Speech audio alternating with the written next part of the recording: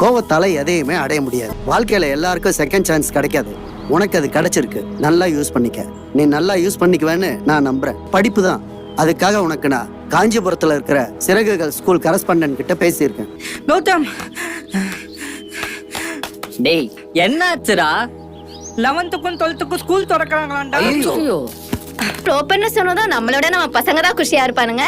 இந்நேரம் அவனுங்க ரெகுலர் ஸ்பாட்ல உட்காந்துருப்பாங்க. ஏய் இப்ப ஆளுக்கு எதுக்கு எமோஷனலா இவ்வளவு ஹெவியா பெர்ஃபார்ம் பண்ணிட்டு இருக்கீங்க? ஆமாண்டா, இவ்வளவு நாள் 6 வேளை சாப்பிட்டோம், 6 நாளைக்கு ஒரு தடவை குளிச்சோம், ஆன்லைன் கிளாஸ்ல வந்து நடிச்சோம். டவுசர் போட்ட 8th பசங்கல்ல, பேண்ட் போட்ட +1 பசங்க. கொஞ்சமாச்சும் பெரிய பசங்களா நடந்துக்கோங்க. நம்ம கிளாஸ்ல படிச்ச பாதி பேரு 10வதுல வேற ஸ்கூலு, பாலிடெக்னிக் காலேஜ்னு பாத்துட்டு போயிட்டாங்க. எனக்கு எல்லாமே தெரியும் கிச்சா. ஆனா நானே பாரு எல்லாரும் போயிட்டாங்க.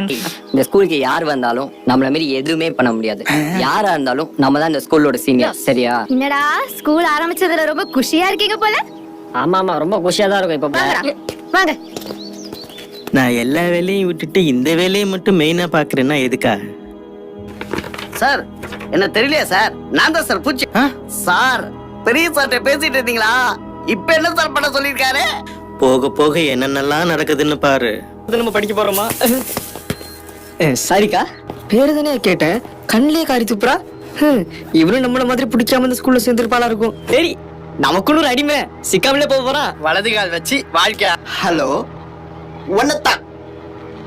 ஏ டாம்பாய், உன் பேரன் இங்க இருக்க யாராச்சும் என்ன ராக் பண்ணுன்னு நினைச்சீங்கன்னு வச்சுக்கோங்க, விளைவுகளை என்ன அடிக்க விட்டு ஒண்ணு சேர்த்தல. அதான்டா இந்த சிஎமோட பவர். புது பசங்க பார்க்க டெரரா இருக்கானு. நீ கிட்டா போனால கட்சி வச்சுறானுங்க போல்தே. அதான் அவனெல்லாம் பாரு பேசுறா.